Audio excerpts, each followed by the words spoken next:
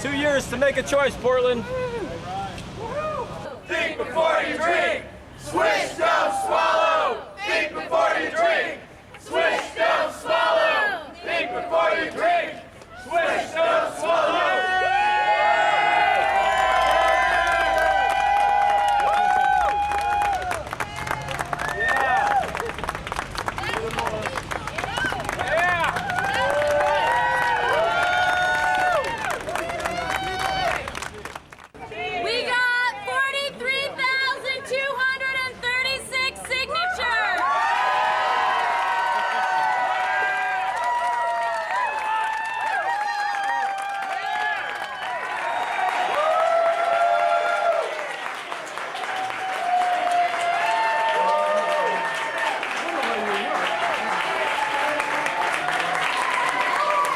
We are here on this beautiful day to deliver over 43,000 signatures to City Hall to let them know that the people of Portland care about their drinking water.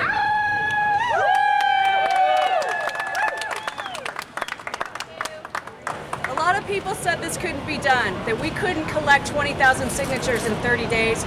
We collected twice that number, and we collected it, and we're turning them in a day early. Yeah! I think we all need to stop and ask ourselves, why was this rushed through so quickly? Why was this done behind closed doors?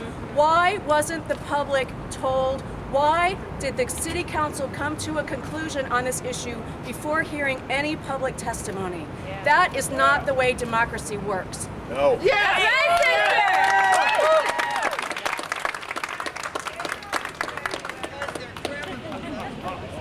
We are here today to send a message to City Hall that we care about our water and we care about our democracy. We care! Tell them, Kim! These are public servants and their job is to serve the public and not special interest, not do this behind closed doors. People care about their water, and that's what we're here today to send a message to the City Council people. We don't want any more chemicals in our water.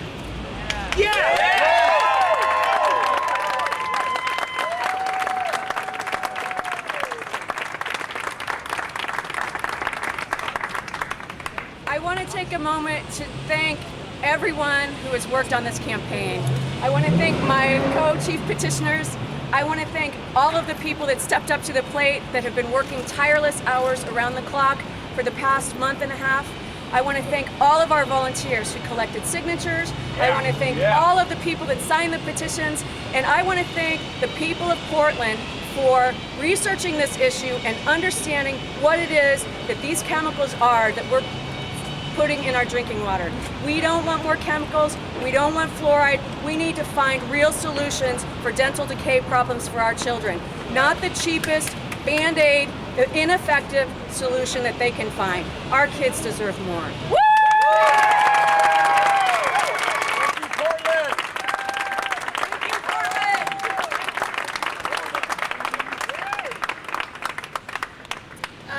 So I'm one of the chief petitioners. My name is Frances Quimps Miller. And first off, I just want to thank every single person who volunteered, who signed, who went out and circulated. We have people working behind the scenes who literally have worked 14, 16-hour days, have sacrificed time with their family, with their friends, have used money out of their own pockets. Unlike some of the backdoor dealing, not a single one of us got any money from any big corporations. Not a single one of us took any money to do this work. We care about the water, we care about democracy, and we care about the children. We care about the teeth. What we care about are direct, real solutions to dental issues. We don't want to just throw chemicals into the water and call it done. We want direct approaches and we want real solutions by our commissioners. So from here on out, let it be known that Portland says we want clean water, we want democracy, and we will fight to get it.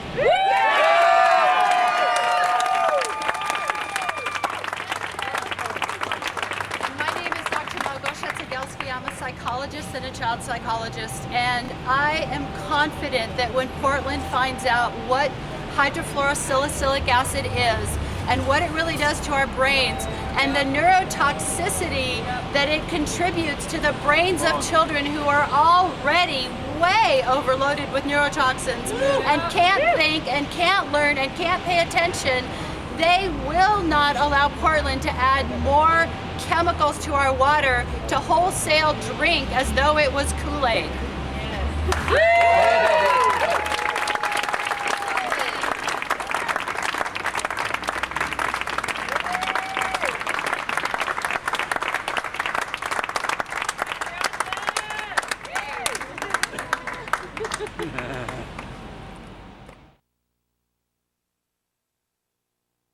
All right, welcome to A Growing Concern. Obviously, we're going to finish off the season here with fluoride because we need to keep talking about this issue.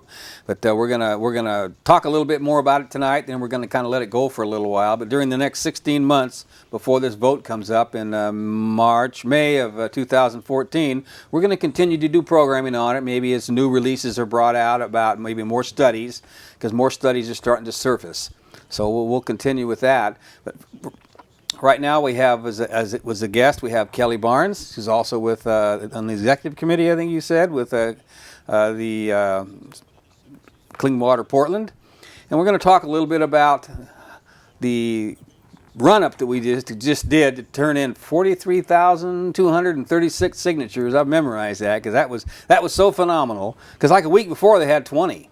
Seems like. Yeah, it's pretty incredible, actually. And what's really incredible about it, it was mostly done with volunteers. Mm-hmm. I know there was some paid, but it was mostly volunteers. Yeah, it's my understanding historically is there's never been this sort of outpouring from volunteers, and that they generated 50% or more of the gathered signatures. So, we were asked to get 20,000, and we did 43,000, and we did it a day early. And everyone thought that was impossible. Mm-hmm. So we're pretty excited. Yeah, you should be. And now we just got to let the city deal with what just came their way. Mm-hmm. And both speakers there, all three chief petitioners, they kind of nailed some of the important parts to this whole issue. The main part being is what that sign said at the very end. A most important part of democracy is being able to vote on things, and a democracy cannot vote on everything. But what goes into their water, I would think, especially if it's a medicine and not something to make the water pure, is a number one thing. Yeah, that's an argument that you hear from those in support of water fluoridation, that they add chlorine to our water.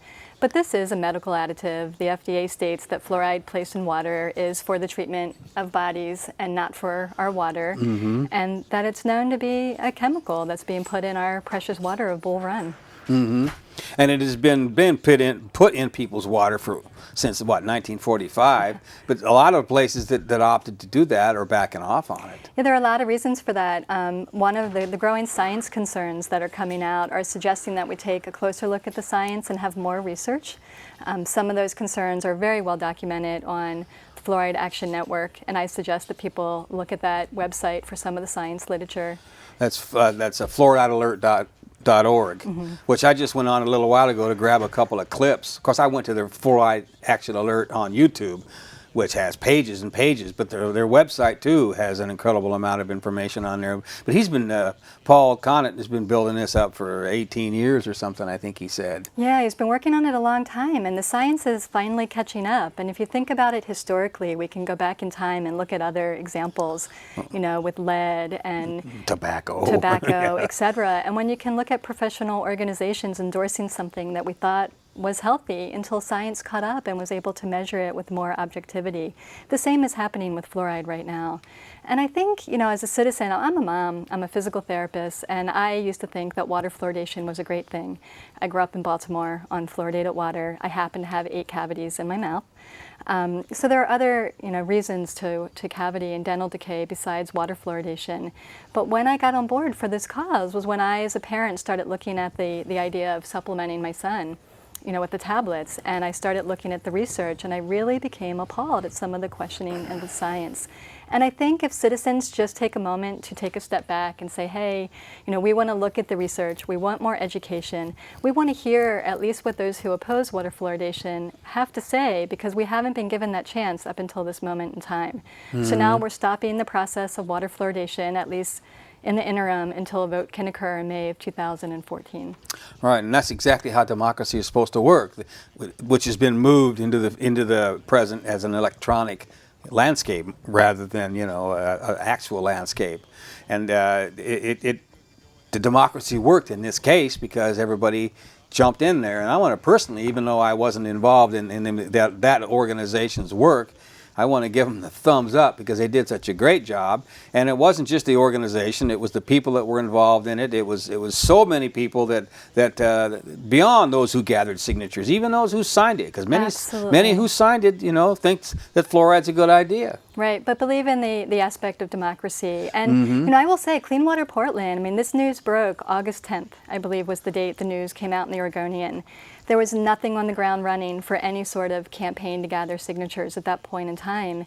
And to get such a structure up and running was only really in a month, was really because of the passion of the citizens of Portland. I mean, Portland has voted this down on 3 prior occasions, and people were upset that they were shut out of the process. There was no vetting, there was no objective data gathered about the science. I mean, they did give us, I will say, lip service. They said that they invited us on. I believe Rick North was invited into one discussion, but that is not really an open discussion of having a team of people that are allowed to present at the testimony when they actually voted on this ordinance. Going up against a coalition of 70 different organizations is what you're dealing with. I have to say the coalition has good intentions. I mean, I know as a healthcare provider, we care about those that we provide care for. I'm a physical therapist. I can easily appreciate if they are seeing children with dental decay, that they would want to provide some sort of solution for that problem.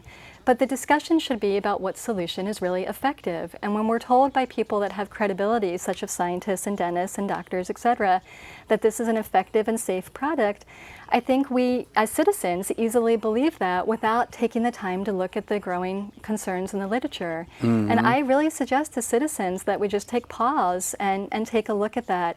And also ask, like, even if we believe that water fluoridation is a positive thing to do, and the data simply shows that it's not very effective and hasn't been proven to be safe, then what about the simple fact that we're putting chemicals, known chemicals, in our water? I mean, Bull Run is an amazing source of water. And on top of that, it's that you use the word effective. It's only effective topically, not systemically. So, that safe and effective has to be, that should be put in quotation marks or something. Well, the CDC documents, and I have those documents, while it endorses fluoridation as a, one of the top 20th century accomplishments, in the same documents, it states that it is effective topically and not systemically. So as you say, put it on the teeth, but don't swallow it. And my concern as a citizen and caring for those in regards to equity issues, why don't we create better solutions? Why don't we create solutions that the science shows is effective, such as topical application of fluoride? Which has already been going on with a swish and spit.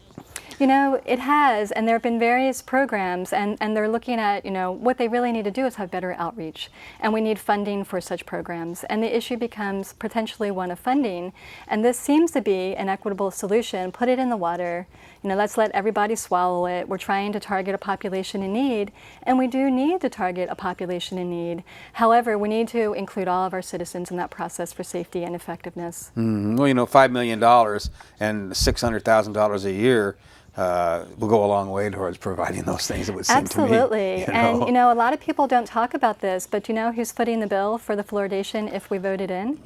Good question. Those of us who pay for water in Portland. And our tax rates are already, our water rates are already incredibly high. And when I think about people in, equity issues and water bills, and the fact that many of those folks are not able to go out and buy bottled water. I don't know if you're aware, but the American Pediatrics Association states that you cannot use water with fluoride in infant formula. So, tell me, as a mother using formula for our children potentially, how many people can either afford that or even know to go out and buy bottled water because it's considered a toxic concern and it's considered to put those infants at risk for fluorosis? I wondered right off the bat if some of the money that is supporting this is coming from Coca-Cola and Nestle and those folks that know that their sales of water is going to go up. You know, it's a difficult thing to trace. It hasn't been traced. And I do believe people are trying to look at those links. And I mean, we do know that Upstream Coalition has a lot of money coming in. And we know that, you know, our group is based strictly on volunteers. Our complete executive team, all of us are volunteers. None of us are being paid to help out for this cause. So, you know, you have to kind of look at those trails, but I don't think they've been quite linked yet.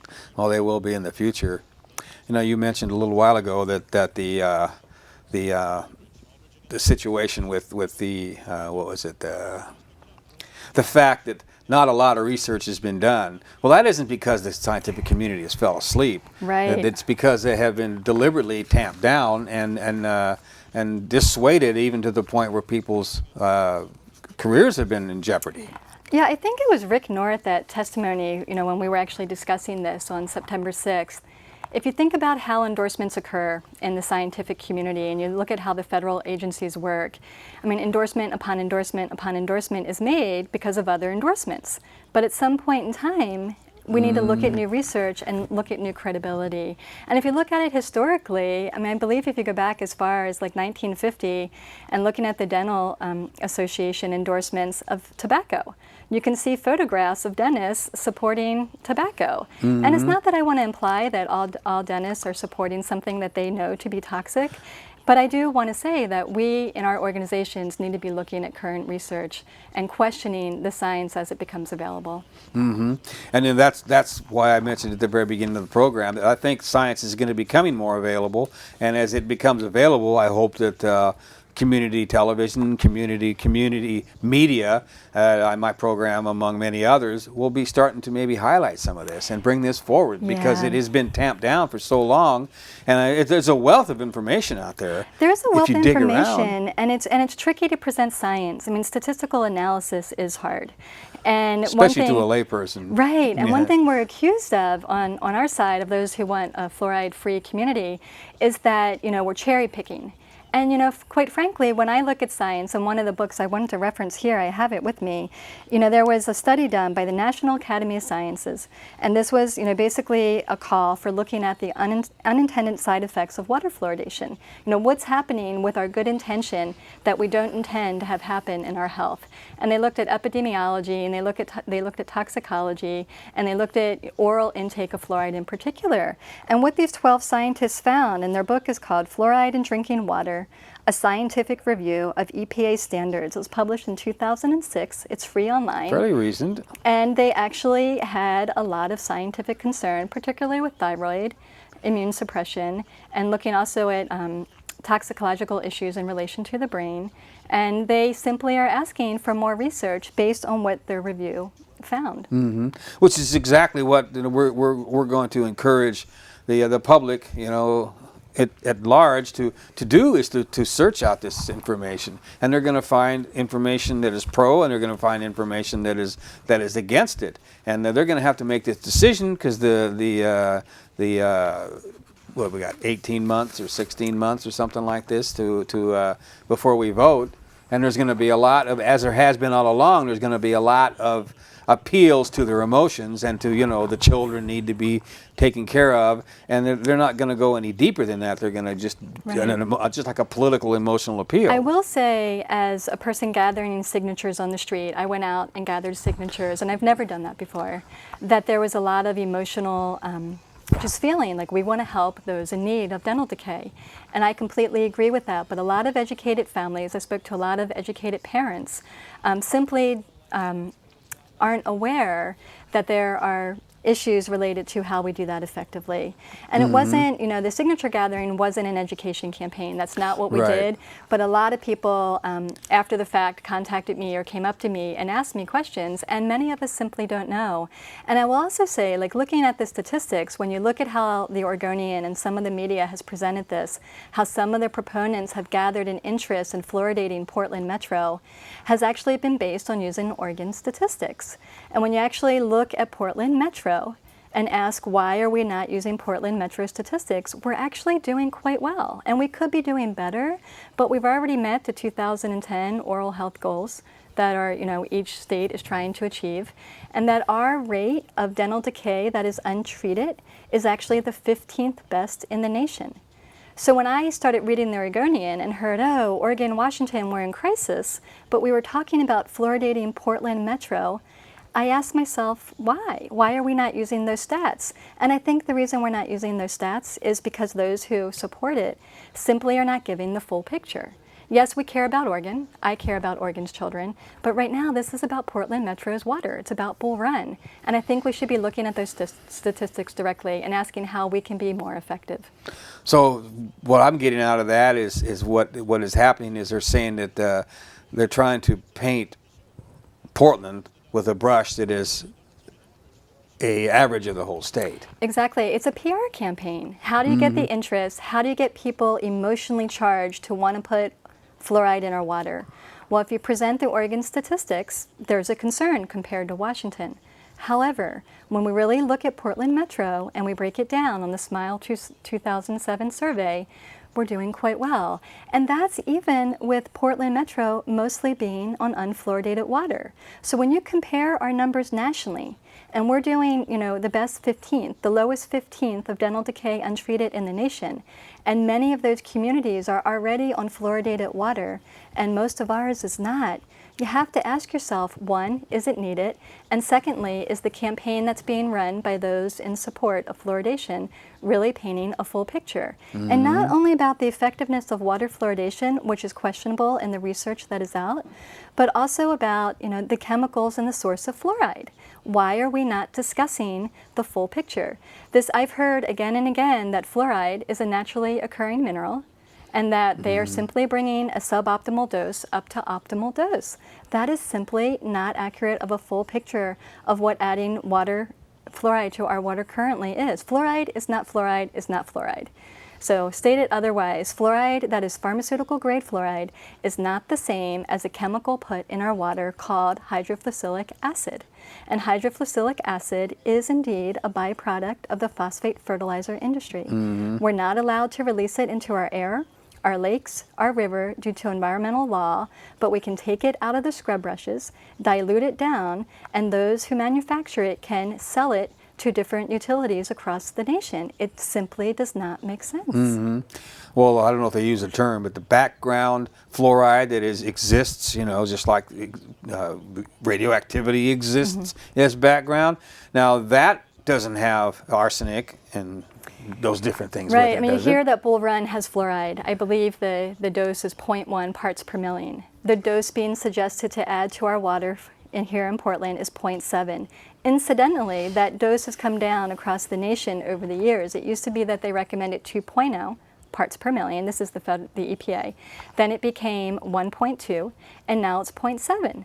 The reason it keeps coming down is there's a growing scientific concern that is federally recognized due to total fluorosis, total exposure to fluoride causing fluorosis. So that's the only reason is fluorosis. There's no other issues with the amount of arsenic or any of that in there? There has been a congressional review, and this is interesting to state. I don't want to get too complicated here, but the EPA does not regulate additives to water. It regulates only contaminants, and that's been true since 1988. So they don't regulate fluoride. The FDA, while they say fluoride added to water is a medical substance, they don't regulate this because it's added to water. So it's actually regulated by an independent committee, and that independent committee is self-created by the industry that makes the fluoride being put in the utilities across our country. One has to take a step back and say, one, who's watching the shop? Is that effective, and is that safe? Those same manufacturers, while they certified people under voluntary standards, they're called NSF, they, upon congressional review, could not show toxicological data showing that the chemicals they're putting in our water is safe and or effective. I, as a healthcare practitioner, would expect that of any drug swallowed by any client, much less something put into our water that we cannot opt out of. Well, from what I understand with the information coming from Fluoride Action Network and actually Clean Water Portland as well, that the fluoride in the water is the only medicine, if you want to call it such, that is allowed to be put, I don't know, broadcast to everybody. Right. There's no consent. There's no ability to opt out. I've heard some of our legislators and local politicians say it's kind of like having a vaccine. It's for the public health goal of everyone involved. And I simply would argue that's not true, because we can opt out of vaccine programs if we know that there's a risk to a client. However, we cannot opt out of drinking clean water. And besides even simply that fact, again, the data doesn't show the effectiveness that water fluoridation across the country is working. And one thing I think we need to be careful of in looking at the statistics, you hear statistics that make it sound good in those that support water fluoridation, but there's a difference between a surface of a tooth and actually preventing a cavity. And some of the statistics have been construed to show very high numbers of improvement, but they're talking about teeth surface and not an actual whole tooth. So the percentages are very skewed. And when you start breaking that down, it doesn't show that the effectiveness is there to support the risk of water fluoridation. And that's the whole basis of their all the meetings they had with the city council around the country. Basically, the mantra is safe and effective, and they can't prove either, really. No, and if you actually look at some of their documentation, as a healthcare practitioner, I am just amazed at the lack of objectivity. Mm-hmm. And are you familiar with this? They went round and round in Eugene over this too, and they just recently went round and round about this up in Hood River. And both places have said no. Mm-hmm. There are lots of communities saying no, both because of the economic costs and also due to the toxicity concerns. And you can also see this in other countries. If you look at Europe, for example, many of the countries that used to fluoridate are simply not, because the effectiveness and the outcome hasn't been there. So they're pulling their water fluoridation programs and or providing some of their communities with salt, which allows consumers a choice. Mm-hmm. And I love what Francis had to say, and I think you alluded to it a little bit. The putting water in the fluoride in the water is just a Band-Aid. It's not really dealing with the issue. Right, and the issue is there is an issue of what is equitable, what is available to help all of our community, and what is effective. And unfortunately, no one who supports water fluoridation is talking about the fact that those most at risk for dental decay, people of color, are also at risk for fluorosis, which is a medical condition. And even the dental community agrees that one of the risks of fluoridating water is fluorosis, and that's why the dosage keeps coming down. It's not just simply discoloration of teeth. There's a change in the enamel, and there's a future risk for dental decay. And it's one of those things that's not discussed. Black American children are at risk 2 to 1 compared to white children for risk of fluorosis. And statistically, they have a higher percentage of the more severe types. And Mexican American children are also at risk. And frankly, this is being proposed as a solution for helping those communities that most need it. And some of those communities are people of color. And I just have to keep coming back to how can we most effectively help them. If the CDC is saying that the most benefit of fluoride is topical, then we need to look at how to do outreach, education, providing dental hygiene and topical solutions for those most at risk. Mm-hmm. And when Francis was on last week, we talked about this at length, and it was a surprise to me, some of the statistics and the things that she's talked about, that the minority communities are at greater risk for diabetes and kidney problems, right? And which fluoride affects that to a greater degree. And then you got the fact that people that get fluorosis, in some ways they may be the lucky ones because maybe they stop getting the fluorosis in their water. However, they can do that. But if it's affecting the teeth, which are bones, basically, how is it affecting the rest of our bones? Is there any study on that? There are studies looking at systemic concerns, and again, I would refer people to the Fluoride Action Network, because there are many studies and a lot of literature and a lot of references. Some of it's a little dense to get into here, but there are issues with fluorosis and skeletal disease. There's issues with arthritis. There's concern about bone weakening. One of the things about fluoride is it's incredibly able to bond. It's a halogen, and it has very strong bonding properties. So it bonds into different chemicals of the collagen matrix, hydroxyapatite, that makes us more at risk for having weakening bones and bone fractures. It's also been shown when it binds with things like lead and arsenic, it changes permeabilities of some of our systemic systems, like our blood-brain barrier, for example, and makes us more at risk for some of those concerns, as well as the GI, the gut barrier, particularly with lead in the gut and particularly with aluminum in the brain. And this is well documented. And are those two, lead and the aluminum, are they present in the fluoride that's not pharmaceutical? Right. So lead and arsenic have been shown in batch testing to be present above public health goals from the EPA in even NSF, that voluntary committee, industry created committee I told you about. They do batch testing every so often, and arsenic and lead have been found in the batch testing of hydrofluorosilicic acid. Again, this is the fluoride being proposed, being used in our water. It is a known chemical. Lead and arsenic are known carcinogens at any level. At any level, right. It does not make sense to be adding known carcinogens to our water when the CDC is saying that there are better solutions that are topical. We need to be doing better outreach. We need to be providing equity for all involved. We need to be looking at data. We need to be looking at effectiveness and safety, and we need to be hearing the full picture. Right, and then folks that are viewing this right now, she just laid out exactly what you're going to have to do for the next year and a half, and it's not that difficult. And if you go on to Fluoride Action Network on YouTube, or fluoridealert.org, but the YouTube has a lot of, much more watchable than just trying to read a bunch of data. And I just pulled off a talk given. It was a local fellow, Brent Foster, local lawyer, and this was in 2008. And this gives you an idea. This has been 4 years ago, and this is what he had to say back then.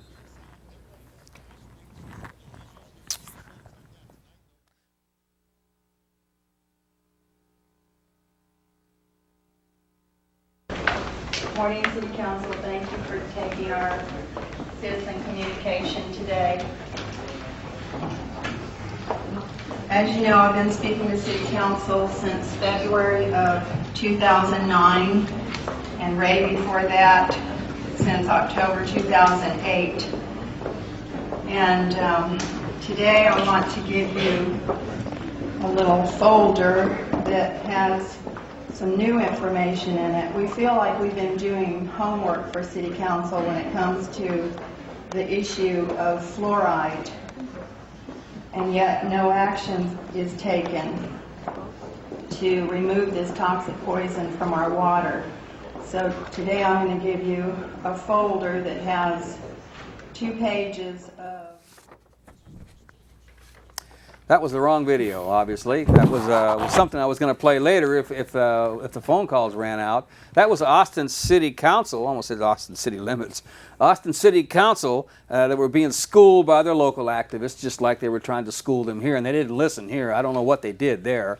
I was hoping to get to that a little bit later. Apparently the tab that we opened up for Brent's talk was disappeared on us. But you're familiar with what he had to say. Not in that particular video clip. I didn't see the clip. But, obviously Clean Water Portland has very clear concerns. And our biggest one is that of the chemicals being put in our water. It just doesn't make sense to add known carcinogens into our water. There's documentation of these toxins through NSF. And, that's the big message. Secondly, there are scientific concerns. There's a growing concern. We've mentioned where you can go to for that evidence. And frankly, even if you believe in water fluoridation, does it make sense to add things to our water that are known chemicals? I just got the thumbs up that I think they found that. So if I'm understanding you correctly, let's go into seeing what Brent had to say. There he is. That's being forced on us. We don't get to choose whether to put what appears to be 1,250 tons a year into our water. 1,250 tons a year, which eventually makes its way probably down into the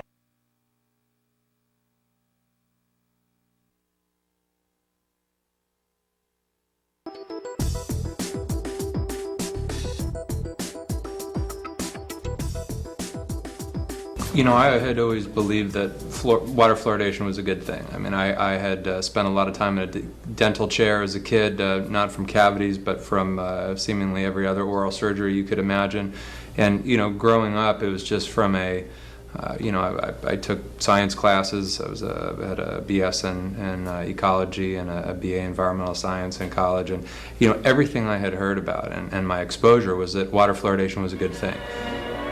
I can't say I read any scientific studies about it. I didn't really know the details, but I certainly knew that overwhelmingly the medical community and the dental community thought water fluoridation was a good thing. I remember debating some other environmental studies majors in college over the benefits of fluoridation. And, you know, to me, it was really a social justice thing. It was like for low-income kids who didn't have access to good dental care, it seemed like it made sense. When I first got asked by a client, when I was an environmental attorney, I had a client ask me to look at what would the environmental effects of fluoride be on salmon if a community on the Columbia River decided to fluoridate their drinking water. And you know, my first joke was, well, I know what the effects would be. It would probably give the salmon much better teeth. And you know, after actually making it clear to my client I wasn't interested, my client just said, hey, look, take a look into it. If you don't find anything, then we leave it alone. And what it really just took was one phone call to a fish biologist who said, don't worry about the arsenic, don't worry about the other heavy metals, some of the other toxics on the Columbia. The only toxic that's ever been proven to actually slow down and just about stop a salmon run on the Columbia River was fluoride. And at that point, it was really a wake-up call. I said, you gotta be kidding. And what I proceeded to learn, and it was really my entry into finally getting into the science, understanding what was the current state of science on this, was simply looking at the effects of fluoride on fish. And what I learned very quickly is that at about 1/4 of the concentration that we put fluoride at in drinking water, you can significantly affect salmon migration. They notice it being added to the water, and they'll actively avoid swimming into an area that has as low as 0.21 parts per million of fluoride. To me, it was an eye-opener. It was basically a pretty good sign that I didn't know a lot about fluoride other than the kind of common, what I would say, myths, which were that it was great for poor kids' teeth, that there weren't any adverse effects, and that anybody who raised concerns about fluoride was just a quack or somebody who didn't have science on their side. And I had to reevaluate a lot of things, and in the process I was just shocked at what I found. The new science that has come out about the impacts of fluoride and water fluoridation specifically in just the last several years, it exceeds almost anything. I mean, I work with toxics all day long, and we constantly have new information coming out about different emerging contaminants and endocrine disruptors and things like that. But in terms of the significance of what we've been finding, few things rival the new information that we found out about fluoride. Having the National Academy of Science come out and do a report that lays out the potential connections between water fluoridation, everything from Alzheimer's, increased risk of certain cancers, to impacts on neurological health of kids. That science is very compelling. For most people, when they learn that even the American Dental Association now warns against using fluoridated water to mix infant formula for kids, that's surprising to them. When you learn that the source of fluoride is coming out of, is a waste byproduct of phosphate fertilizer plants, that is a red flag to most people who care about clean water. I think that's a way to break through with people. I mean, I know it has. When we started with the Oregon legislature, talking to basically the medical professionals within the Oregon legislature and giving them this information, by the time they had reviewed it and considered it, we had the only doctor in the Oregon Senate, the only nurse in the Oregon Senate, and the only dentist in the Oregon legislature all opposed to the water fluoridation bill. And it was based on just the science. I find very few people who actually, with an open mind, read through the science, understand the significance of the questions and what the direction that all the new science is pointing in terms of the risks of fluoride, who still go on to say we ought to force it into everybody's drinking water. Even for people who think that fluoride needs to be a part of some dental protection strategy, that there are other ways to deliver that outside the drinking water system.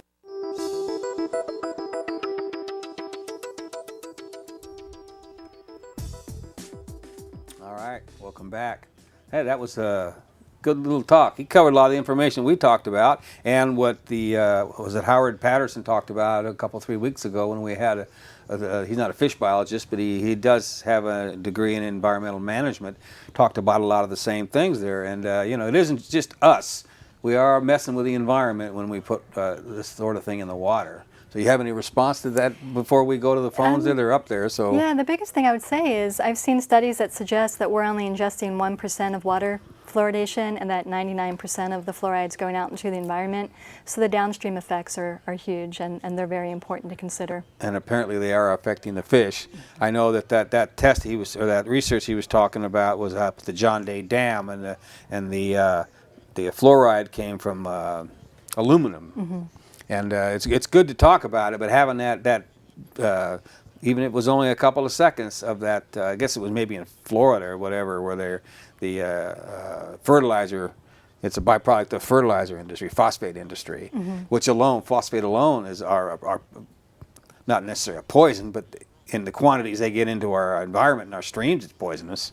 I just think, again, it's a matter of being practical and looking at what are our known health risks to the environment, and making better choices for outreach.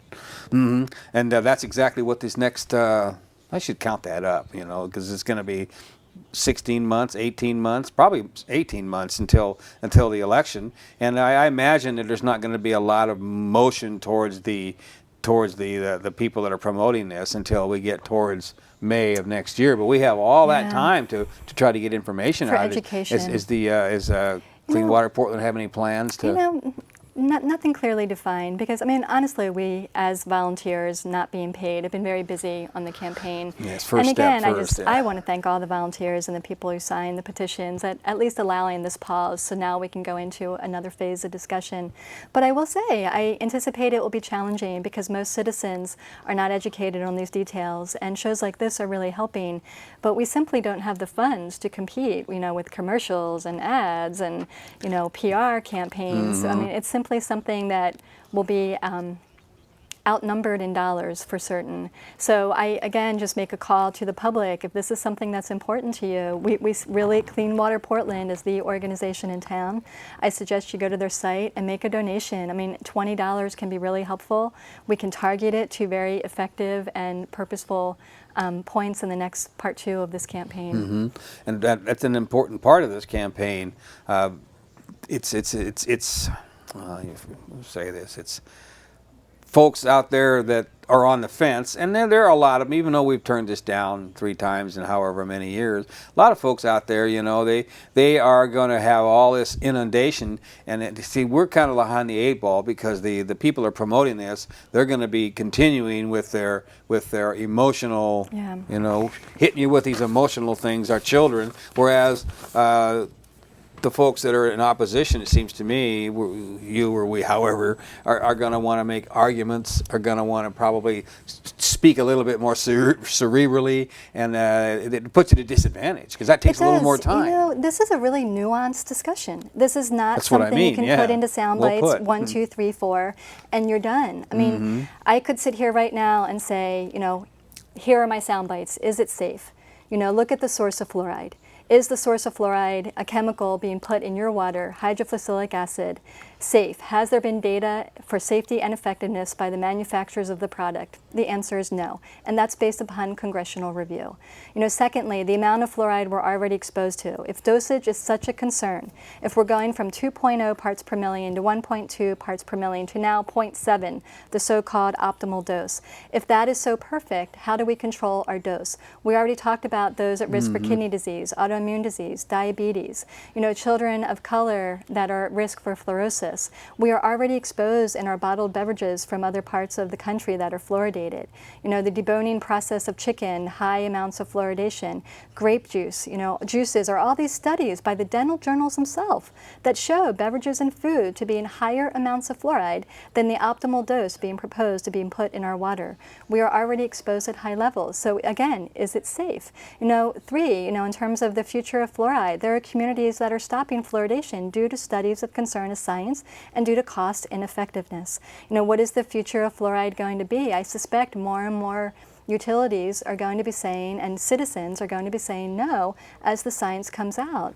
And then the last thing is just simply one of equity. You know, is it really equitable to look at a solution for those in need when it's supposed to be applied topically and say by adding it to our water that it's providing an equitable solution for those most in need, especially when we can't put water with fluoride in infant formula, and no one is talking about that.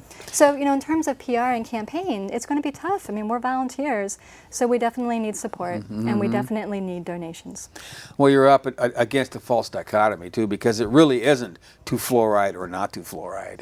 There's a whole lot of other ways to do this other than your water. Right. It's not about, you know, fluoride as fluoride. Fluoride is not fluoride, is not fluoride. What it's about is how can we get safe data showing effectiveness to the people that need it the most. And we've already talked about Portland Metro statistics. While we can do better, don't support the need. Let's have a real campaign looking at real statistics. Let's look at the fact that these are known chemicals. There's data through congressional reviews. There's batch testing through NSF. Lead and arsenic in any level, which are known contaminants of hydrofluoric acid, is a chemical. It is going to be proposed being put in our water. Portland Water Bureau has suggested that while they're doing bids, that most likely our producer and manufacturer of hydrofluoric acid will either be Simplot or Solvay. These are agrochem companies. It's phosphate fertilizer recycled, diluted down, taken out of the scrub brushes, put in the Bull Run. Well, you're just kind of making a real good case for it right here. And, you know, we've gone over a lot of this information in the past with other guests, and new information just keeps popping out right and left. Now, you said that part of what you did besides collecting signatures and working with a campaign, were you doing clinics or something like that, you said? You know, what was your experience with that, with people? I'm a physical therapist, and I've never ever brought a political issue into my clinical care setting. It's a real touchy subject. It's polarizing, right? Yeah, and it's simply at times inappropriate. But this was about democracy. So there were a lot of businesses in Portland and healthcare clinics that have never stepped into politics, that have said, you know what, this is important. You know, we'll have someone at our clinic gathering signatures, or we'll have someone at our local business doing that. And I just think that says a lot about this issue in particular. And in regards to health clinics that may or may not want to be involved in this issue, this is a health-related issue. It is time for healthcare practitioners who may or may not be represented by their organizations that so, you know, endorse water fluoridation. An endorsement from an organization does not speak to all of its professionals. And there are many silent organizations on this issue because they're concerned about the political aftermath. So we have to ask ourselves, like, you know, does the dental association, does every dentist under that association believe in water fluoridation being safe and effective? The answer is no.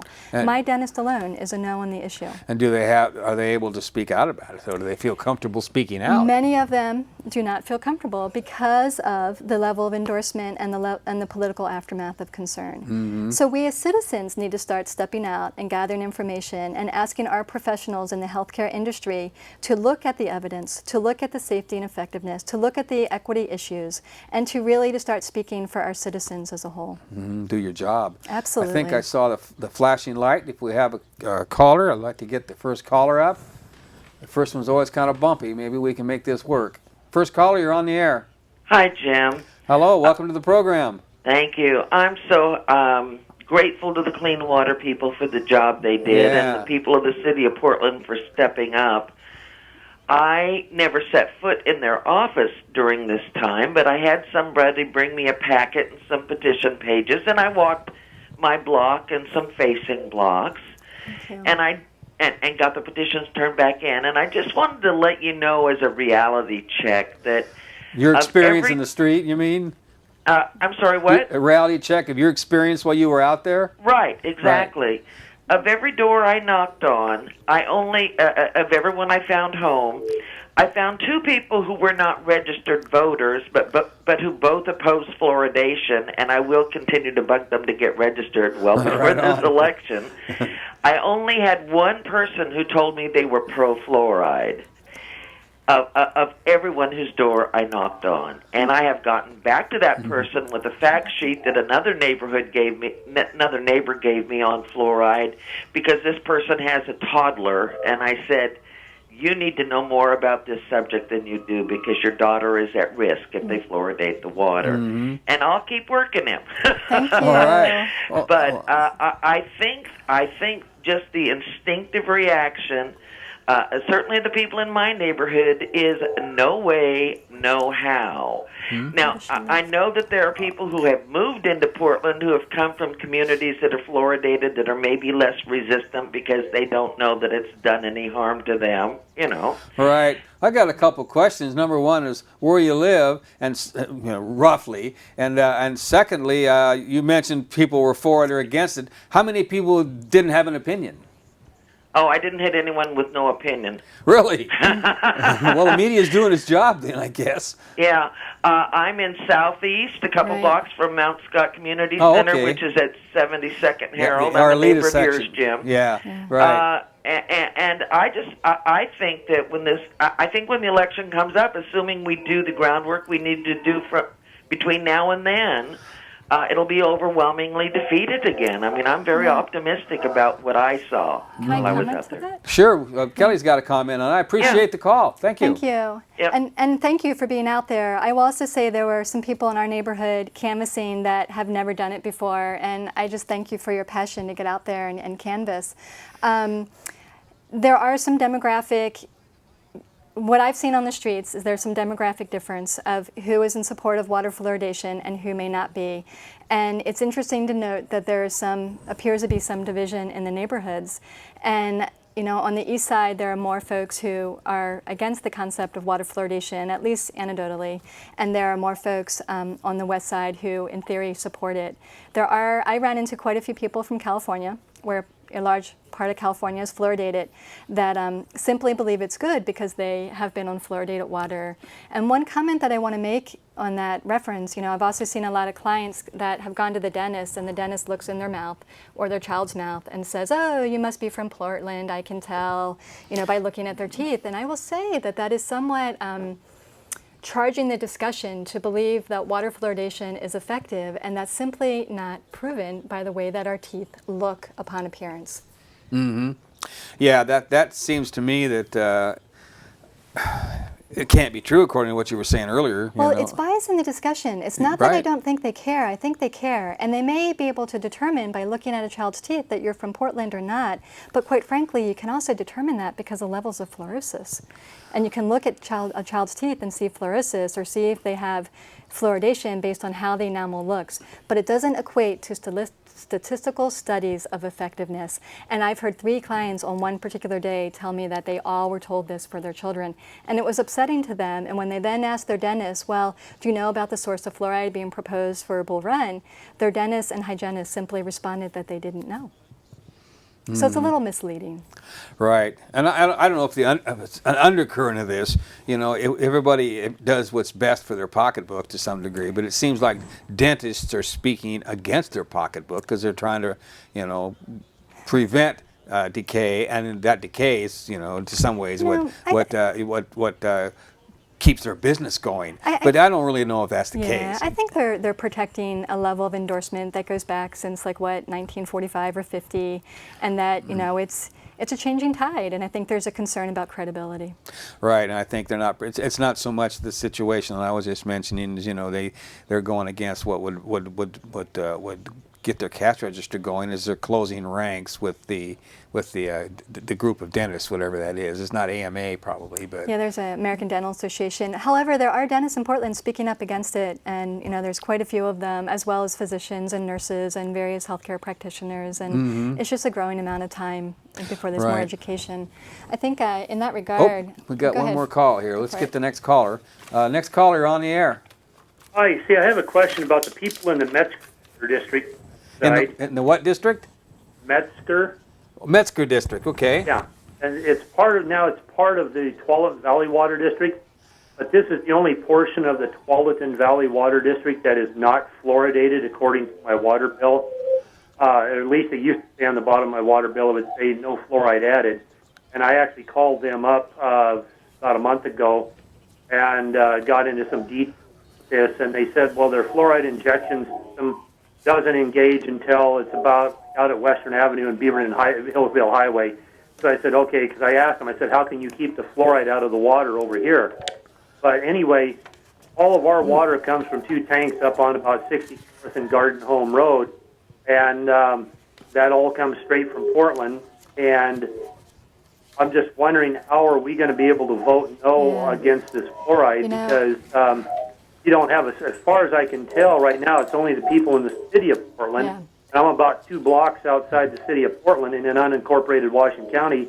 But can there be some kind of clause put in there so that when they vote on this, that the people in portions affected by this fluoridation that aren't previously fluoridated, can we vote on it, or can something be done to put an addendum into the measure so that we can vote on it over here in the Metzger Water District and Garden Home area? You know, that's a great question. Excellent question. I don't know legally the answer to that. My understanding through some discussions is currently no.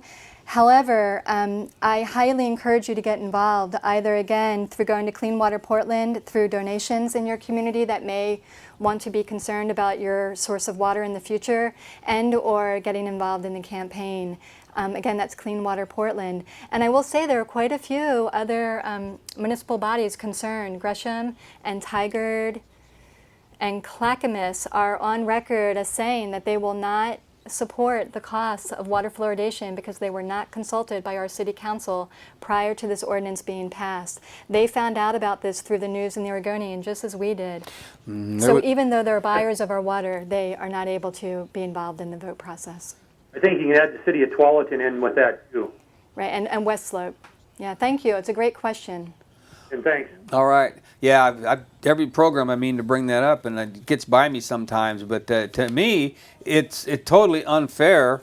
The vote is totally unfair. For one reason, you're voting to put fluoride in somebody else's water and medicate them. We shouldn't have the right to do that. And in the second case, we're having whole populations, probably I figure at least 100,000 people that are going to be affected by this that don't have a say in it.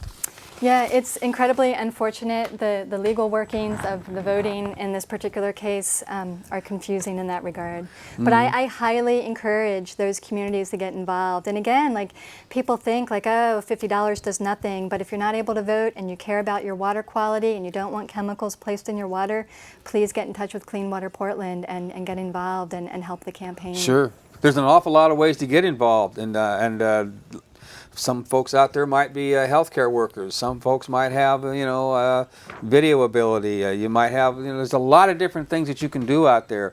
There's a lot of ideas that's part of what I've learned every time I go to a rally or I go to any type of, even the press conference, the theatrics or the signs or whatever. Yeah. That grabs the media, and that's what we got to do, because the media is going to be trying to take one side or the other, or even trying to give both sides. They're going to be doing it in sound bites. So Well, I mean, the Oregonian editorial board supports water fluoridation, so the letters of the editor are not getting too far there. I will say though, we got a little over a minute here. I think it's important, just in closing, that we find some commonality. I mean, there's so much polarization in our country as it is. The election's coming up in November. Oh boy. And then with this issue in particular, but really we can agree about a couple things. We can agree that we care about the dental health of all our children. And we can agree that we want to use statistics that demonstrate safety and effectiveness. And we can agree that we want outreach that doesn't include putting chemicals in our water source of Bull Run. And we can agree to finding ways that we can target specific needs of population. And that we can agree to have open communications and dialogue that help our politicians and legislators be educated on this issue. And that we can agree to use science and statistical analysis that validates the effectiveness. And frankly, it's presently not there. So I think there are a lot of ways we can find common ground, and it doesn't have to be so polarizing, and that we can do a better job of providing care for those in need. All right, that's well said. We're about less than 20 seconds here. I want to thank the callers. I want to thank the crew. Next week we're going to get into politics a little bit and talk a little bit about Measure 80, the legalized marijuana measure. So that's it for now. Thanks for tuning in. See you next week.